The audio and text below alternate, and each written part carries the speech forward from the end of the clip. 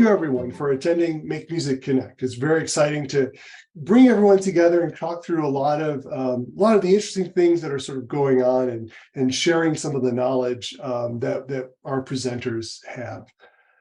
It is my pleasure to introduce our keynote speaker today. Brian Balmages is known worldwide as a composer and conductor who equally spans the worlds of orchestral, band, and chamber music. His music has been performed by groups ranging from professional symphony orchestras to elementary schools in venues such as Carnegie Hall, the Kennedy Center, the Sydney Opera House, Toronto Center for the Arts, and many more. He's a recipient of the A. Austin Harding Award for the American School of Band Directors Association, won the 2020 NBA William D. Ravelli Composition Contest with his work Love and Light, and was awarded the inaugural James Madison University Distinguished Alumni Award from the School of Visual and Performing Arts.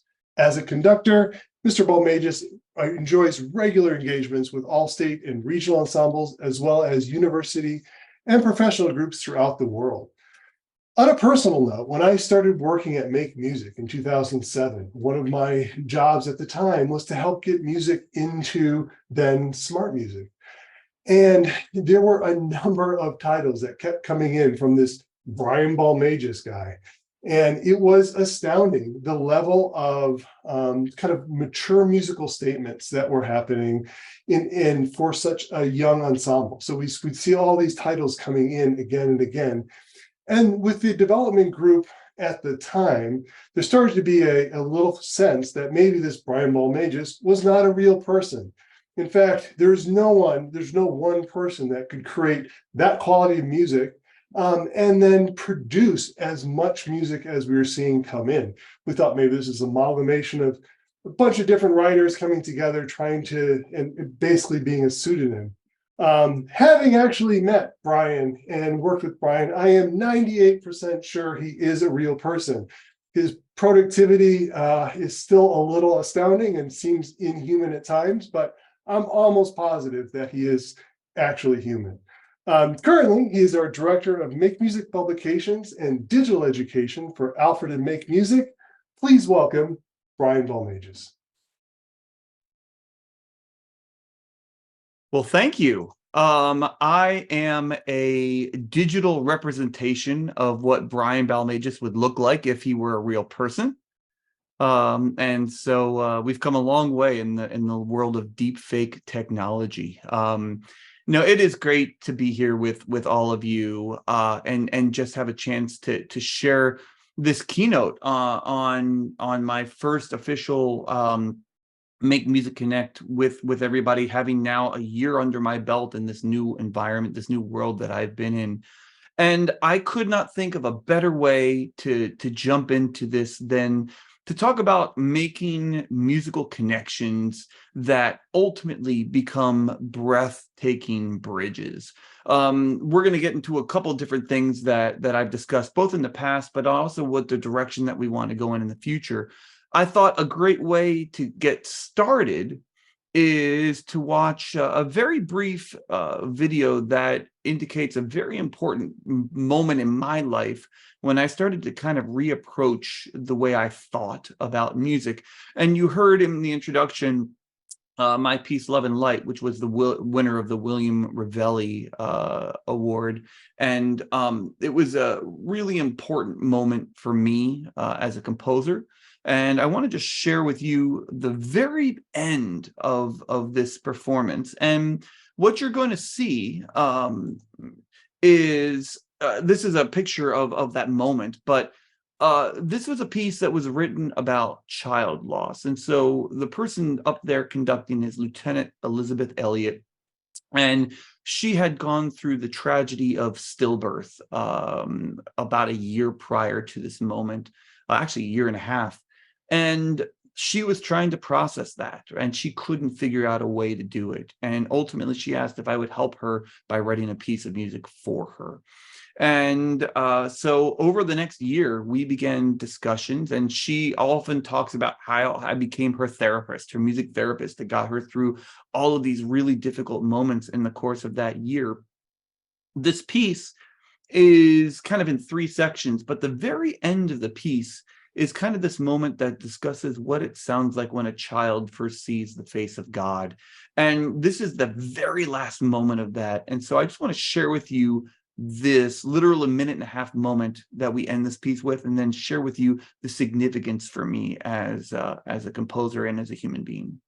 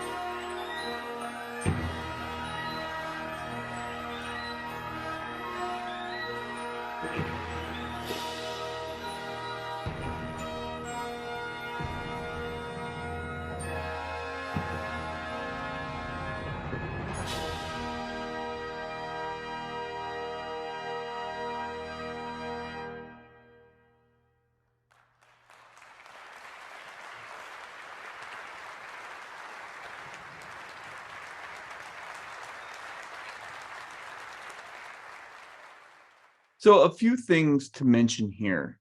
I talked about how this was a change in my life, and there's a couple of reasons that you would assume you would know why, right? One reason being that this was a premiere by the United States Pershing Zone Army Band. So that alone should be the reason, but it's not. You would think that it was this incredibly emotional premiere, which it was, right? But even that was not the changing point in my life. You would think that if some of you that recognize this, you probably noticed that she was not in uniform, and that's because she was 30+ weeks pregnant with her rainbow baby while conducting this piece. That also was not the moment for me. And this moment is going to kind of lead us into everything that we're going to talk about today. For me, the whole point of this was simply the following. 50% roughly of the people in that auditorium had never been to an Army Band concert ever. But 50% of the people in that audience had lost a child.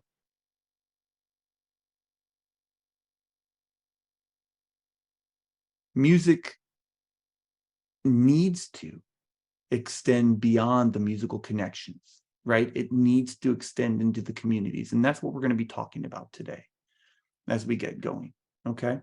So jumping forward,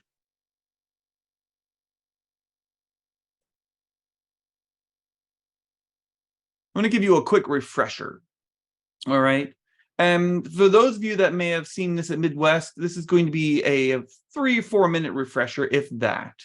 I gave a presentation called If You Play Something, Say Something, and it was all about the way we make music and what it even means to make music. I love this quote by Victor Wooten, Bella and the Fleck and the Flecktones, and he says, "It's rare that I ever meet a musician who doesn't agree that music is a language. But it's very rare to meet a musician that really treats it like one." Right? Really, really important moments in here. And so the thing that I want to talk about very briefly with this is the stages of musicianship. And these are all going to lead into the musical connections, but then going from where, right? 3 stages of musicianship that I like to remind everybody of. I think the first stage of musicianship is what I call hollow musicianship. Basically, the idea of I've done my score study and I've marked in all of the time signatures larger. I've marked in all the 4/4s. I've marked in all the 3/4s. I've bracketed all the cues. Those are the elements of what I would call hollow musicianship, because I don't believe that is score study. I believe that is writing things that are in the score larger. Okay. And so hollow musicianship means that we're not really looking at what's around the notes. What's the dynamics? What are the style markings telling us? What are the slurs and the phrase markings telling us? Okay. The second stage would be what I call choreographed musicianship. I liken this to being a drum major, where you see these drum majors doing this and right. But it's always the same.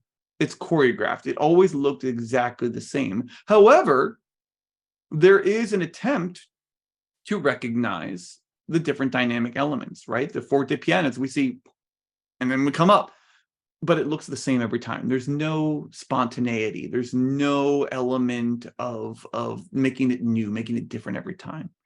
And then, of course, we have the third element, which is engaged musicianship. And this is where we really are truly aligned with the musical intent of the score. And so those are things that I think we're going to want to talk about a little bit more. In terms of making those musical connections, and we're going to do one more step further, I like to talk about musical graphs, and I like to talk about action terms.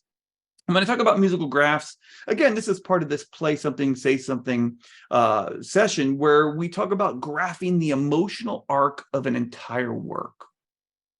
So in other words, don't just do the score analysis, right? Don't just do the harmonic analysis, but actually look at the emotional arc of an entire work. And that's something that Elizabeth Elliot had to do a lot when it came to Love and Light.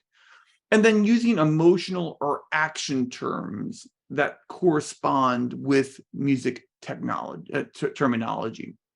So instead of using a term such as slow down, retardando, I would use a term like, let's add tension there. Let's add suspense there, right? I wouldn't use the word tension with a younger group, but with an older group, I would say, yeah, we need to add some tension here, or we need to add some intensity, right? We need to add energy if there's an accelerando, right? Or even sometimes with a retardando, we're going to add energy. So we have these musical connections, right? And all of these things are great, but then this begs the big question. So great, we have done our score study. We are now at the point where we are making music. We have graphed the emotional arc of an entire work. Great. We are having our emotional and our action terms that are corresponding with the music. We are now starting to connect with the ensemble. Great. Now what? Where do we go from here? And where I believe we go from here is right back to where we started, making these musical connections that become breathtaking bridges. For those of you wondering, by the way, this is Golden Bridge in Vietnam. There are two of these hands that are holding this bridge up, and I think it's a great image for what we're trying to convey. But you see, there's another part to this, making musical connections that become breathtaking bridges to the people and the communities around us. That's what we are trying to do. And so when we're talking about what these breathtaking bridges can do, what can they do? Well, I believe they can do a lot of different things. I believe they can bring a community together. I believe they can make a difference in the world. And let me be clear for a moment. Whether you are a band director, a choir teacher, an orchestra teacher, a private teacher, whatever it may be, whatever discipline, and whatever age level, these are things that we can do regardless of age level. So in addition to those first two, foster empathy and understanding. We can normalize, we can destigmatize. We can bridge cultural divides and foster appreciation for diverse traditions. Inspire cross-cultural collaborations and fusions of musical styles. Breathtaking bridges can serve as a tool for social and political activism. And of course, they can comfort and heal. This is where we're all headed. And this is what I think we can really focus on in the coming year, because I think we can all agree that all of these things would make the world such an incredible place, wouldn't it? So let's go through and start talking about these just a little bit at a time, starting with bringing a community together. So bringing a community together, we just talked about Love and Light, and we saw the very end of that. I want to draw your attention to something. If you ever have the chance to go online and watch it, I want you to look at the very end, and you will see when Elizabeth is giving that final cutoff and she releases the group, you will notice that she stops for a minute and she looks up. And we talked about that moment. And in that moment, you would hear that the sound is ringing. And she had never heard the sound quite ring like that. And she suddenly felt like the sound was ringing to her from heaven. And that was her looking up at that. A really powerful moment. But we talk about bringing a community together. This piece, as I mentioned to you earlier, was not just about my premiere and Elizabeth getting to conduct the United States Army Band Pershing's Own. It was more about this concept where she says, I know that this piece will help so many families now and into the future. While Love and Light was for her daughter, Madison, she said it's also for all the babies in heaven that we lost. Nothing can take away the pain of losing a child, but time reveals there is love and light on the other side. So when we talk about bringing a community together, I mentioned to you, half of the people in that auditorium had never been to a band concert, had never been to a military band concert. But the community had all lost a child. And for a lot of them, they felt like until that night, this was not something we really talked about. Child loss was not something we talked about. And then that night, not only did we talk about it, but it became center stage. Power of music, folks. So let's never forget how it can bring a community together. It can also make a difference in the world. So how does it make a difference in the world? A lot of you may remember last summer, and really last spring, in one of the very first collaborations that I did with the wonderful folks at Alfred and Make Music, we did this project called Kiev 2022, okay? And with Kiev, what we were trying to do is using music as a vehicle to help us be the change we want to see in the world. And I often tell people that we individually can make a difference. Can one person really do it? And I set out to ask myself that very question. There's a great story that some of you may know, and it's about the boy on a beach, and there's all these starfish on the beach. And this boy is going through and picking them up and throwing them in the water. And this adult walks up to him and says, what are you doing? And the boy says, oh, I'm throwing starfish back in the water so that they can live. And the adult looks at the beach and there's thousands of them, right? And he says to the boy, he goes, you can't possibly make a difference. Look at them all. The boy picks up one, throws it into the water, and he looks back at the adult and he says, I just made a difference to that one, didn't I? Okay. Can one person really make much of a difference? Absolutely, one person can make a difference. And so I set out to write Kiev 2022. This was a piece that reframed the narrative. Those of you that know Moscow 1941, which is a band piece, but also now for full orchestra for Kiev, you'll realize that I set out and I wasn't sure whether people were going to want to play this, partially because people had said, hey, should we be playing Moscow 1941 anymore because of the Russian invasion into Ukraine? And so I decided to take the Moscow theme and change the narrative. Suddenly, the hero theme of Moscow defending themselves against the German invasion in World War II became the villain theme. And so Kiev became this anthem.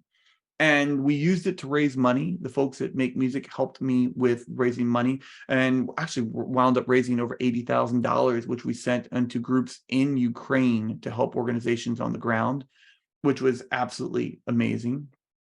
I also found that this was initiating real world discussions in classrooms all over because people were talking about it. And potentially the most significant element for me actually occurred about a week ago. I was in a suburb of San Francisco conducting this piece, and afterwards, a family came up to me, and the mother started to speak and just burst into tears and couldn't speak. And I had no idea where she was coming from in terms of all of that. And then finally, when she began to speak, immediately I recognized a very heavy accent. And she shared with me that they've been in this country less than 6 months from Ukraine, and they fled Ukraine for obvious reasons, and they miss home. They're trying to adapt here, and they had no idea that their child was going to be performing in this band, playing this piece. And she was so overwhelmed, and so appreciative and so thankful that we were drawing attention to what was going on. This is a reminder that music can absolutely make a difference, and not just a little difference, a huge difference in the world. Also, I'd like to mention this is now available in MakeMusic Soloist, which is something that we're rolling out right now. So this is something that if your kids want to interact with this piece, want to experience this, want to be able to learn these themes and be part of this, they can now go into MakeMusic Cloud and search for the MakeMusic Soloist version of this, and now play a solo on top of the original version. So it's a fun thing for them to be able to do. Breathtaking bridges can foster empathy and understanding. So if you think way back, one of the very first projects that I ever did in a very big way with the folks that make music was this Solitary Wish homeless campaign. And it was triggered by a friend of mine who was a principal at the time, and she talked about how she had gone into a Target, and as she was walking into Target, and this was in the fall, this was in October, there was a woman outside. Her name was Joyce, and she was asking people for help. She just wanted a pair of shoes. She was wearing sandals. It was getting cold, and she wanted shoes. And as you can imagine, most people were just walking by, and just that was it. And for whatever reason, my friend Katie decided to stop, and she asked her, she said, of course, I'm going to help you. Come on in. And so they went into Target. She said, while we're here, let me buy you lunch. And while we're also here, let me buy you some things that you can carry around with you, that take with you. And some of the most mundane things that we never think about, like, for example, they got some canned soup, but then they said, well, where are you going to heat it up? Oh, well, the 7-Eleven has microwaves that I'm usually able to use. Okay. She wanted to get her a jumbo jar of peanut butter. And Joyce said, no, I don't want a jumbo. And Kate said, why? Because it's too heavy to carry around with everything else that I have to carry. And pretty soon, Katie realized that people in Target, as she was walking up and down the aisles with Joyce, started averting their eyes from her and her children. And for the first time ever, she got the tiniest little glimpse into what it was like to be one of these people on a street corner, where the rest of us, if you think about it, right, we're all making our lists, right? We're getting bugged by other people because they want to start their shopping early. We all get annoyed because we've got to go to several houses on Thanksgiving Day. We don't get to rest, or at Christmas or the holidays, we're opening gifts at several houses, or we're traveling. And then we get perspective. Someone like Joyce, right? Or somebody like Bruce, who I had met that same day outside of a Starbucks, who was asking for help. And I bought him some food, and we talked for a few minutes. And the thing that we left with, he said, look, I've made mistakes, and I'm trying to get back on my feet. I'm trying to be there for my kids. But what he said to me was, he said, thank you for just stopping and talking to me. Because these people, a lot of times, what are they wishing for? They're wishing for food. They're wishing for water. And they just want somebody to notice them and to acknowledge them. And so people started playing this piece, Solitary Wish. And the thing that I saw that happened all over the world, and this was in middle schools, high schools, colleges. Sometimes there were folks that were doing Secret Santas. Suddenly they stopped doing it for each other, and instead they turned it into a toy drive. People started playing the piece at churches and doing collections, and doing shoe drives and food drives and clothing drives. And again, one piece suddenly becomes a movement. And all the discussions that were held in these classes, fostering empathy and understanding. Breathtaking bridges can also normalize and destigmatize. A lot of you may be familiar with Randall Standridge. And Randall Sandridge is very honest. He says, I live with depression. I am not afraid to say this. However, too many suffer in silence, shame, and fear. We must tear down these walls and normalize discussions about mental health issues. We owe it to each other. And Randall's first piece that he ever wrote about this was called Unbroken, right? And then from there, he started this Unbroken project. And these are some of the pieces in, actually, at this point, these are all the pieces in there. There's Unbroken, Choose Joy, Not Alone, Blue Sky Horizon, and Fragile. And one of the things that I love is that there are people playing Fragile with sixth grade bands. And there are kids that suddenly are opening up and just able to talk about their own feelings, and kids bursting into tears. I mean, let's face it, 6th and 7th graders have emotions. They have feelings. And it's okay for them. It's not only okay, but it's important for them to express them. As a matter of fact, it's one of the only ways that we know how to make music. And so we've got to start choosing music that allows them to project all those feelings. I think it's also interesting that music can bridge cultural divides and foster appreciation for diverse traditions. There's a favorite piece of mine that I love by a dear friend, Sunhee Newbold. And those of you who may recognize this as Singapore, also known as Lion City. And Sunhee has a piece called Lion City, and I asked her to talk with me about it just a little bit. And she shared this wonderful quote. She said, Singapore is this vibrant city-state that embraces its diverse heritage. And of course, it's a blend of Malay, Chinese, Indian, Western influences. And one of the beautiful things about Singapore is how all of these cultures come together and coexist harmoniously. Right. And it's not just in the Far East culture, but it's literally an example of East meets West. And so one of the reasons she wrote Lion City was to represent all of these sounds and themes from the country. And what I love is she utilizes string techniques that represent different ethnic instruments like the gamelan, the pipa, the eru, to contrast the traditional and modern themes. So her music is literally an East meets West, right? It's literally paralleling what you would see in the city of Singapore. And so I really, really admire that a great deal. So an example of these cultural divides. In addition, Breathtaking bridges inspire cross-cultural collaborations and fusions of musical styles. A lot of you may remember, and certainly choral folks, I hope you remember about this, but there was this incredible craze, this Jerusalem viral videos that came out on TikTok especially. And people all over the world started dancing. And this is interesting because it was by Master KG and Nomsebo Zikodi, right? I know I probably didn't do this very well. And there's a wonderful arrangement by Jacob Narvarod. And he talks about Jack Ziano. I asked him about this because Jack is an associate choral editor for Alfred. And I asked him to talk a little bit about this piece. And he said, look, the original recording mixes disco, house club styles with traditional gospel techniques and lyrics. So it's fusing all of these musical genres, which in itself is pretty amazing. But the real cross-cultural collaboration came when it became this global hit. People have re-recorded it in a variety of languages, and then the dance challenge on TikTok spread the song all over the world as individuals and dance groups added not only movement, but unique movement that reflected their own culture.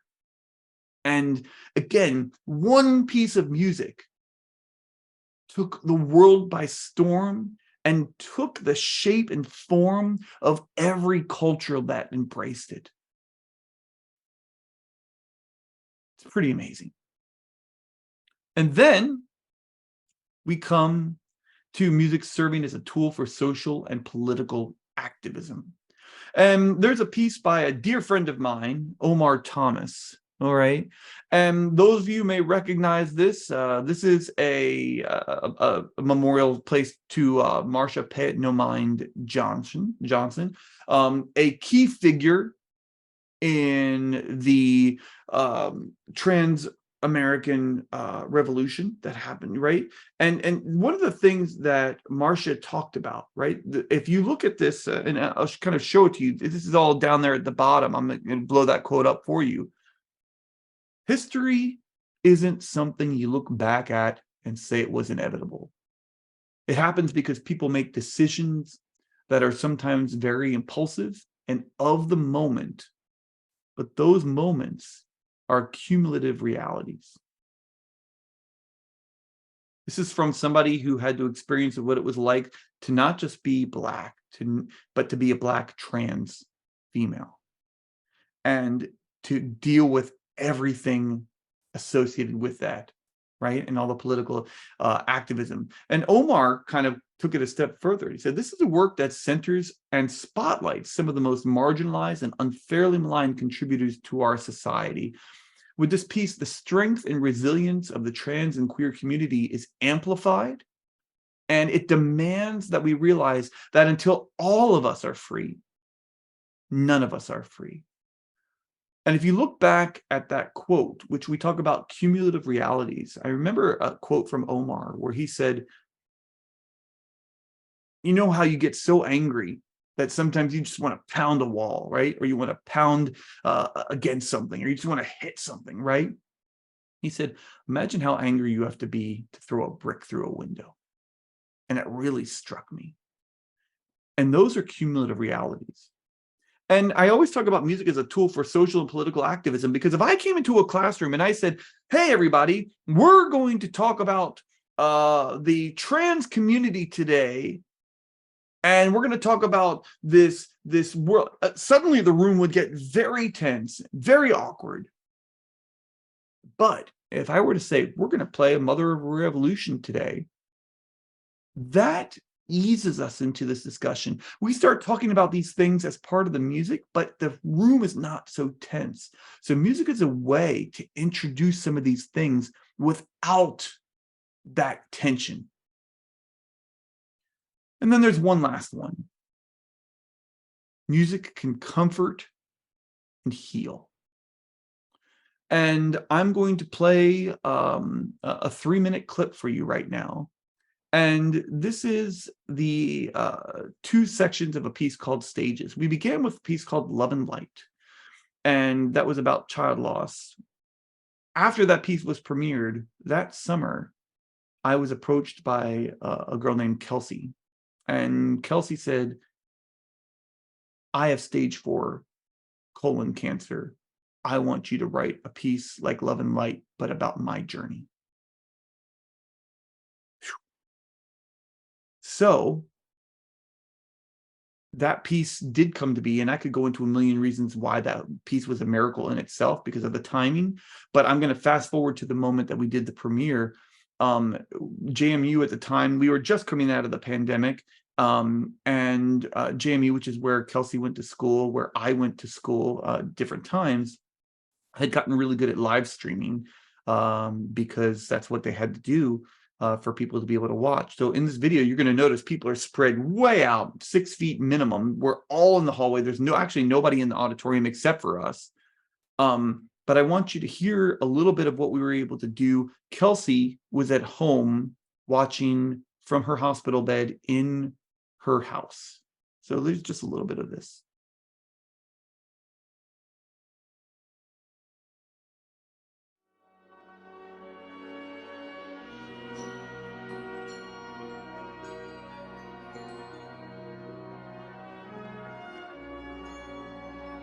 This is the hope theme that she had asked for in the piece.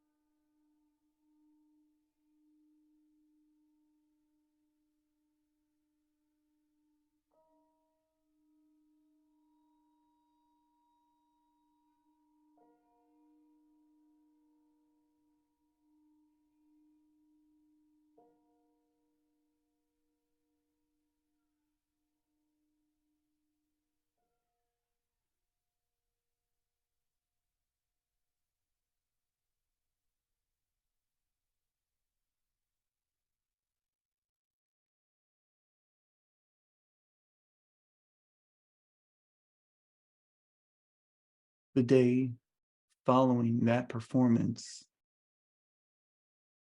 Kelsey became largely unresponsive. It was as though she was holding on with everything she had for that moment. Her family was so in love with her hope theme that they took the actual engraving from the piece and put this on her headstone, which was unveiled 1 year later.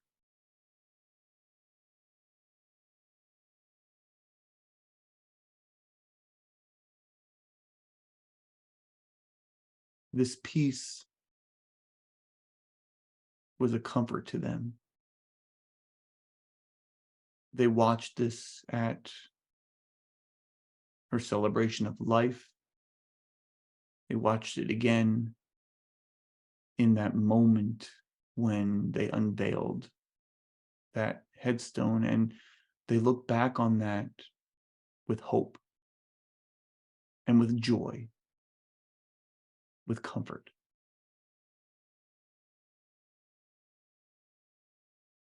And that brings us back full circle to the people and communities around us. It's really important that we remember a few quick things. What we do matters.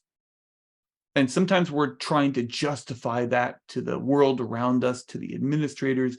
Folks, what we do matters, and in very many ways matters more than any of the other disciplines, because what we do makes people feel legitimate.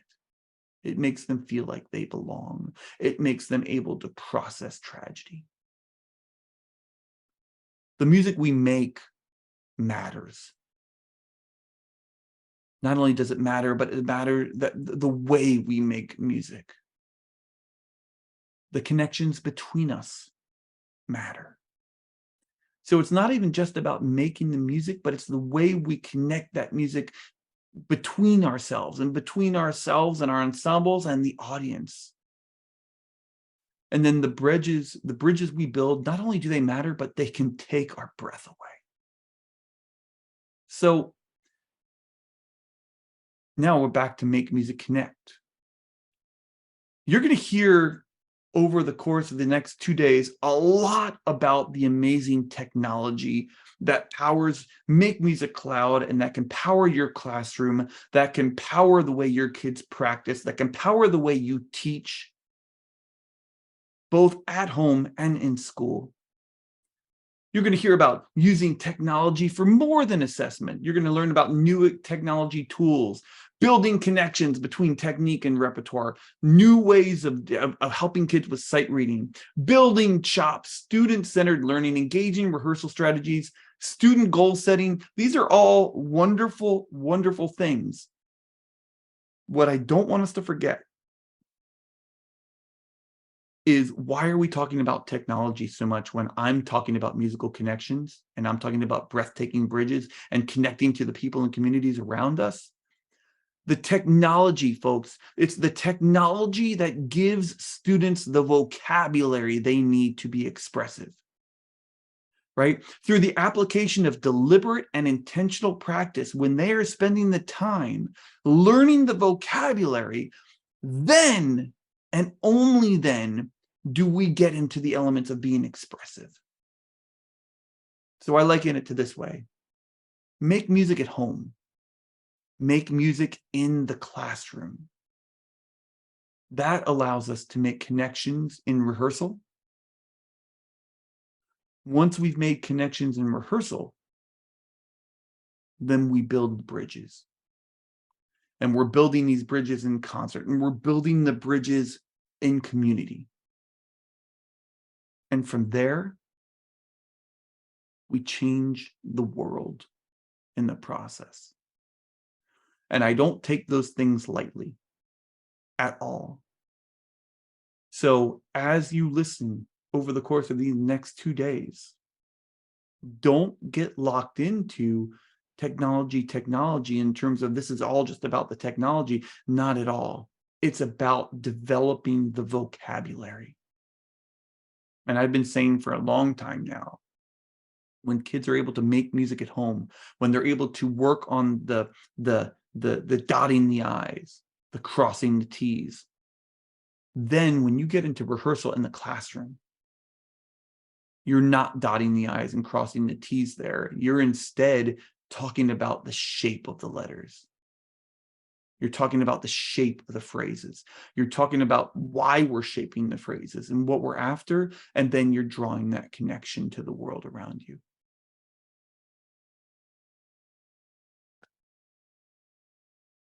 I want to thank you all for sharing the beginning of your summer with us, for taking the time to just learn from each other, right? And we learn from you, just like hopefully you'll learn from those that are presenting over the course of the next 2 days. What we do matters. Thank you so much.